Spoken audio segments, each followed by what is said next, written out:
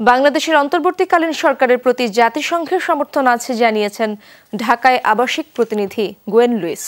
বিএনপির প্রতিনিধি দলের সঙ্গে বৈঠক শেষে কথা জানান তিনি। স্যান্ডেলিনা সো, রূপচর্চায় আভিজাত্য। বেলা 11টার দিকে গুলশান বিএনপির চেয়ারপারসনের রাজনৈতিক কার্যালয়ে এই বৈঠক হয়।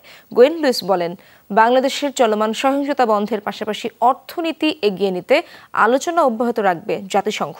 এ সময় বিএনপির স্থায়ী কমিটির সদস্য আমির খসরু মাহমুদ চৌধুরী বলেন, আগামীর বাংলাদেশ কিভাবে গড়ে তোলা হবে এসব বিষয়ে উন্নয়ন অংশীদার হিসেবে জাতিসংঘের সঙ্গে আলোচনা হয়েছে। বাংলাদেশের মানবাধিকার ও গণতন্ত্র নিয়ে উন্নয়ন সহযোগিতার সংখ্যা কেটে গেছে বলে দাবি করেন আমির খসরু। বৈঠকে ঢাকাস্থ জাতিসংঘের মানবাধিকার বিষয়ক বিশেষজ্ঞ হুমা খান, বিএনপি মহাসচিব মির্জা ফখরুল ইসলাম আলমগীর, দলটির আন্তর্জাতিক বিষয়ক কমিটির সদস্য শামা ওবায়েদ অংশ নেন।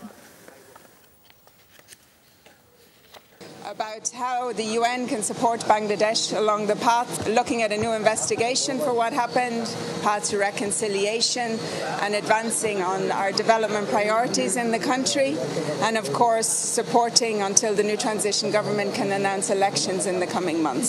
Human rights ফিরিয়ানা, বাংলাদেশের উন্নয়ন পার্টনার যারা আছে তারা বাংলাদেশের আগামী দিনের ভবিষ্যৎ কি হবে, আজকে সকলের সেই সংখ্যা কেটে গেছে। আমরা সবাই মিলে একটা নতুন বাংলাদেশ করবো আগামী দিন।